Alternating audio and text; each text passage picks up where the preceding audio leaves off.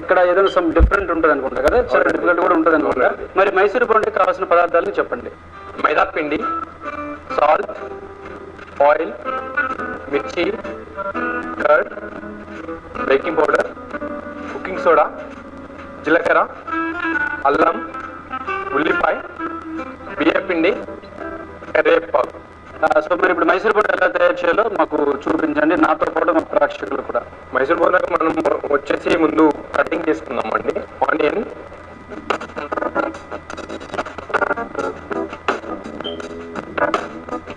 Okay, ఆనియన్ని chop చేసుకోవాలి.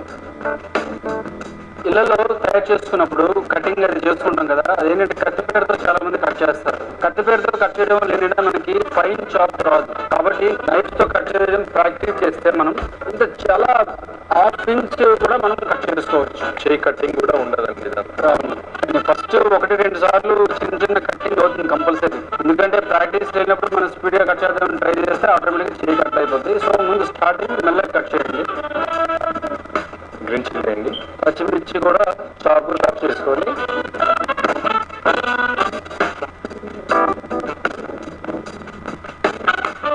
Next వచ్చేసి అల్లం కూడా చాప్ చేసుకోవాలండి. అల్లం కూడా ఫైన్ చాప్ చేసుకోవాలి.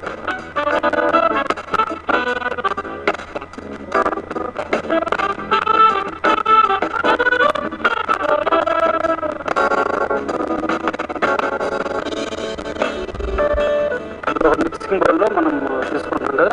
ఓకే, ఇవన్నీ కూడా బౌల్లో తీసుకోవాలండి. మనం మిక్స్ చేసుకోవడానికి మిక్సింగ్ బౌల్ ఉంటుంది కదా, ఆ బౌల్లో మనం తీసుకోవాలి. కరివేపాకు దీన్ని కూడా చాపింగ్ చేసుకోవాలండి. కరివేపాకు కూడా చాపింగ్ చేసుకోవాలి. ఫైన్ చాప్ మనం చేసుకోవాలి. ఈ విధంగా చేసుకుంటే ఏంటంటే కరివేపాకు పెద్దగా ఉంటుంది కదా లీఫ్, అది మనం తినడానికి మనకి వీలుగా ఉండదు. సో మరి ఈ విధంగా మనం కట్ చేసుకుంటే తినడానికి బాగుంటుంది. అలాగే కరివేపాకు ఉన్న ఫ్లేవర్స్ కూడా మనకి బయటకు వస్తాయి. నెక్స్ట్ వచ్చేసి మనం ఆయిల్ వేట్ చేసుకుందాం అండి. ముందుగా స్టవ్ ఆన్ చేసుకోవాలి. సో ఇప్పుడు మరి మనకి chef Rajesh AgriGold refine sunflower oil కడాయిలో వేస్తున్నాడు. ఇది బొండాలు కాబట్టి మనకి ఆయిల్ ఎక్కువగానే ఉండాలి. కొంచెం జీలకర్ర కూడా వేసుకుందాం. కొంచెం జీలకర్ర అంటే ఇప్పుడు ఇది మనం మిక్స్ చేసుకుంటున్నాం కదా, బొండాకి సరిపడే మనం మిక్చర్ మన బ్యాటర్ని రెడీ చేసుకుంటున్నాం. పక్కన పెట్టేసుకొని ఓకే,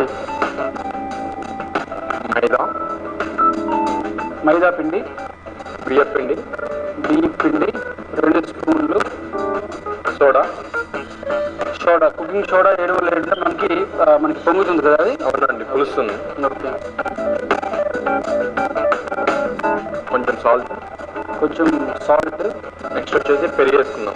తర్వాత దీంట్లో పెరుగు వేసుకోవాలండి. పెరుగు ఎందుకు వేస్తున్నారు? పెరుగు వేయడం వల్ల పులుస్తుందండి. యాక్చువల్లీ ఇది వచ్చేసి 2 hours ముందు నానబెట్టి ఉంచాలండి. ఓకే, కొంచెం ఆయిల్. ఓకే, మనం కొంచెం వాటర్ వేసుకోవాలి. ఇప్పుడు మనం దీన్ని బాగా మిక్స్ చేసుకోవాలి. సో ఈ విధంగా మనం బాగా కలుపుకోవాలి కదా. అవునండి, ఈ పిండి మంచిగా ఉండలు లేకుండా కలుపుకోవాలండి. ఓకే, తర్వాత ఇది మిక్స్ చేసుకోవాలి. ఓకే, సో మరి ఈ విధంగా మనం కట్ చేసుకున్న ముక్కలు కూడా దీన్ని వేసుకోవాలి.